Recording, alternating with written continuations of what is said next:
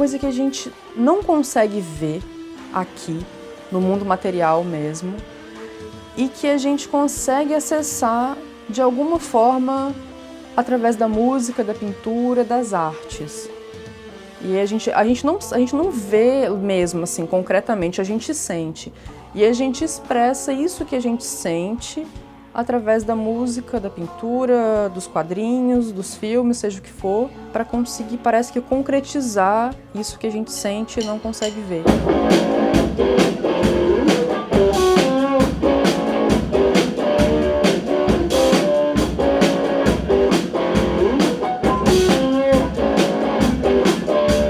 Eu comecei a fazer música desde a primeira vez que eu peguei no violão, assim. Eu peguei e já fiz uma música com violão, pelo menos foi sempre muito criativa. Agora, de música mesmo, por exemplo, fazer um EP. Eu tinha feito isso com o Magic Vox e que eu fiz umas 3 músicas para ele, assim, para esse projeto. Aí fiz um em seguida, que era o Sky Machine, que era só violão e voz também. Só que era tudo num track só, assim. Eu gravava, pegava o microfone do notebook e gravava eu. E ao mesmo tempo o violão. E foi com My Magical que eu comecei a gravar com mais de um track, no caso.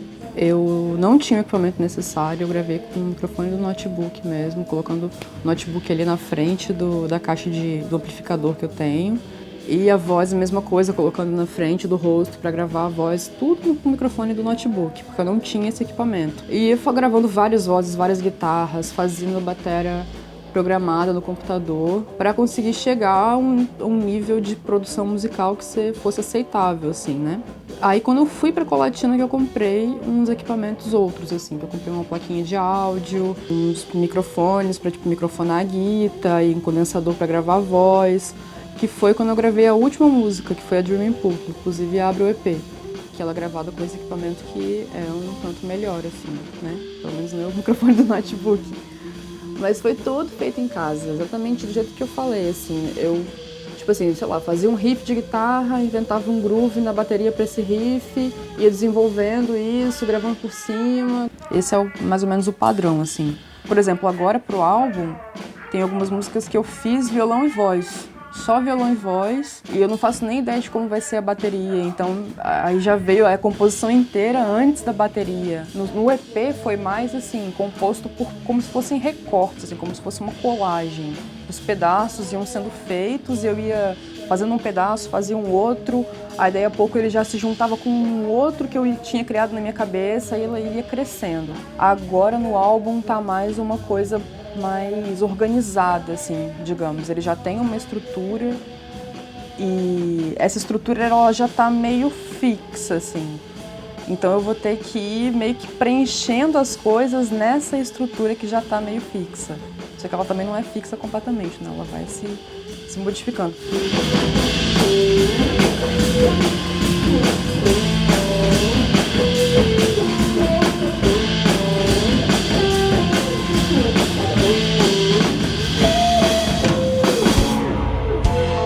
Ainda não me decidi se eu vou para o estúdio. Tem propostas, tem ideias, só que a ideia de gravar em estúdio é um pouco assustadora para mim, porque essa coisa de você fazer um take só, assim, você chegar lá com a parada pronta e fazer um take só não fica com um take só, você vai poder fazer vários takes, mas você não vai poder ficar, sei lá, fazendo 100 takes da mesma guitarra até você chegar, mudando cada pedal que você usa, sei lá, fazendo o take, aí ouve e fala, pô, tem que mudar isso, aí vai lá e muda, tipo, é um processo muito lento. Se você fica em estúdio, pô, você tem uma equipe lá, tem o cara que tá ali gravando contigo. Se ele não tiver a paciência que você mesma tem pra fazer a sua arte, aí acaba que não dá certo. Então eu tenho esse medo, tenho muito medo de ir pro estúdio. E fazendo com outras pessoas, eu sinto que as pessoas não se concentram tanto quanto eu, assim. É difícil encontrar alguém que vai ficar ali, sei lá, gravando 100 takes de uma mesma guitarra, sabe? É muito complicado. Por isso eu escolhi gravar sempre sozinha, mas não é uma vontade, assim. Se tivesse alguém pra gravar comigo, eu gravaria, assim. Eu fico pensando na minha irmã seria a pessoa perfeita, mas ela se interessa por desenho, no caso não se interessa por música. E a gente tem a mesma vibe, assim. Mas é mais uma necessidade mesmo do que uma vontade, sabe?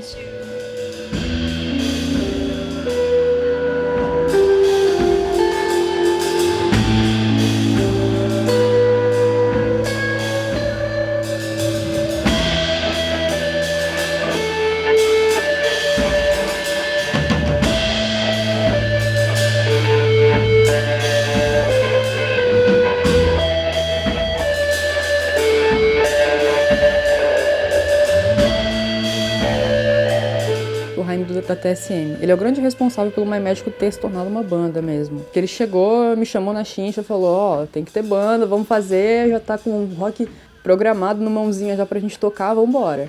Aí foi meio que na pressão, assim, né? Eu não sabia como é que ia ser, eu morria de medo, porque às vezes parece simples, né? Mas é tanta textura, tanta camada, que é um som difícil de fazer ao vivo. A estrutura dele é meio maluca também. Eu fiquei com muito medo, mas aí eu descobri que tinha que ser isso mesmo no primeiro show. Que foi, nossa, foi maravilhoso, assim, não chega nem perto das performances que eu fiz sozinha.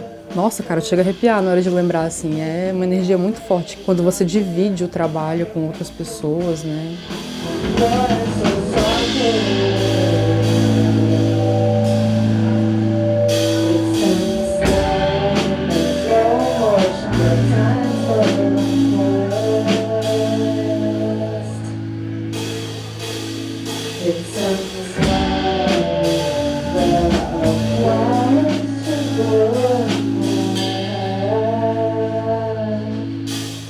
Mas no final de tudo, eu acho que é alguma coisa que a gente acessa dentro da gente, assim, sabe? É um processo de interiorização. Você sente alguma vibração, alguma coisa que você não sabe explicar o que é. É tipo um ritmo interno, assim, que a gente tem, talvez da pulsação do corpo, do coração, não sei o que é. E que eu tento pegar esse ritmo interno, essa harmonia interna e expressar ela através das notas. Acho que é isso que impulsiona mais, assim. Esse estado que eu falei, eu acho que cada um tem ele também. Então, quando eu tento chegar a isso em mim, a primeira coisa que eu penso, será que o outro vai chegar também nesse estado que eu cheguei agora? Que é um estado quase de graça, assim, sabe? Um estado de iluminação que você chega e que você fala, cara, eu também quero que os outros cheguem nesse estado, porque ele é muito bom de se sentir muito bonito. Eu acho que nós, ocidentais, somos muito racionais. Muito, muito. A gente tem uma casca racional por fora da gente. E a gente tem que, de alguma forma, se livrar dessas cascas racionais ao longo da vida, senão a gente fica muito fechado e muito deprimido, assim. E o ácido é um desses caminhos. Ele vai te dar essa porta para você pensar para além do racional. Eu tenho experiências com ácido, elas me influenciam muito, mas na hora de compor eu componho sóbria, completamente sóbria. As estruturas das músicas, todas elas eu fiz elas completamente sóbria. Então, tipo assim, ao mesmo tempo que tem uma ligação muito forte com o ácido, não é exatamente o ácido que vai te dar aquilo. Isso já existe dentro da gente. A gente tem que libertar isso. Eu acho que com meditação você consegue isso. Eu tenho estudado um pouco sobre meditação para tentar atingir esses estados sem o ácido.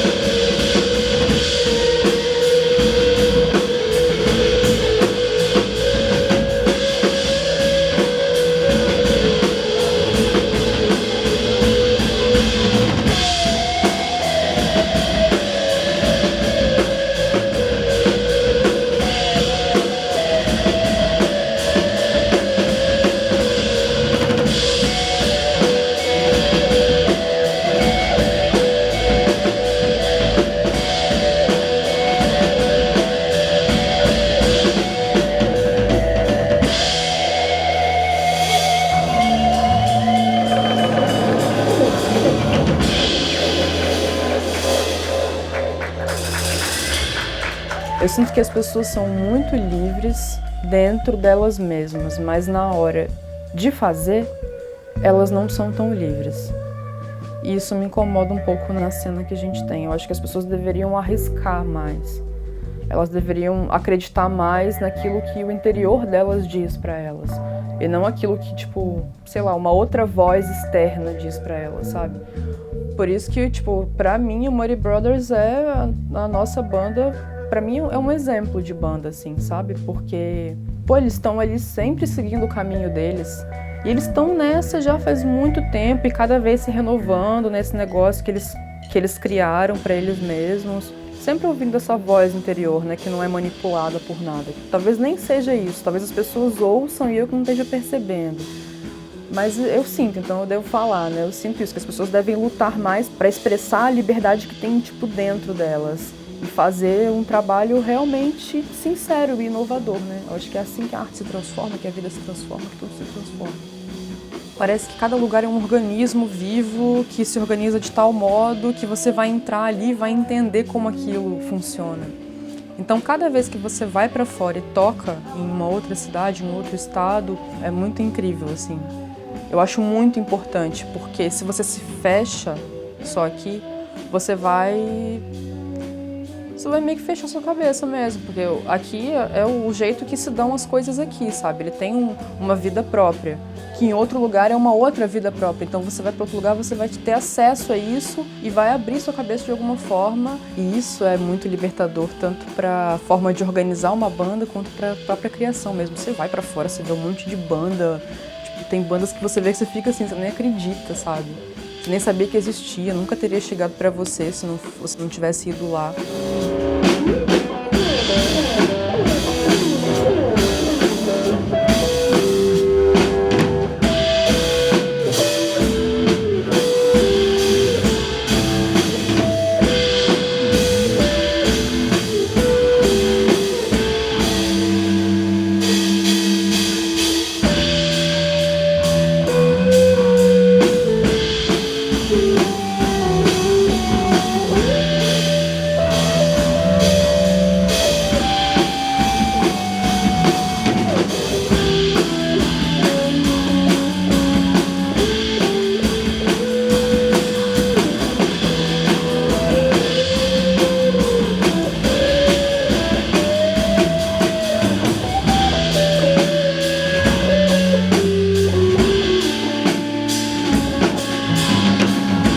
Não sei trabalhar sob pressão, não consigo. É impossível pra mim. No mestrado eu já quase tive um troço, que eu tinha prazo pra acabar e quase não consegui acabar. Então não consigo trabalhar sob pressão. Dependendo, teria que ser uma gravadora que é foda, né, bicho? Você é artista, cara, músico, sei lá, acho que qualquer tipo de artista, a gente não ganha grana. A gente ganha grana que dá pra sobreviver, assim. A gente não... Às vezes nem isso. No começo nem isso.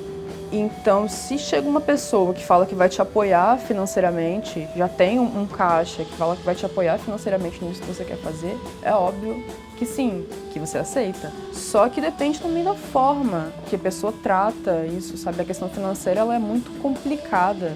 Às vezes as pessoas vão injetar dinheiro ali, só que elas vão tratar a sua música como uma mercadoria. Então, tipo, eu prefiro ficar o resto da vida tocando em show pequeno e sendo uma artista underground, do que, sei lá, ter que me render a isso só por causa de, sei lá, ganhar grana, sabe?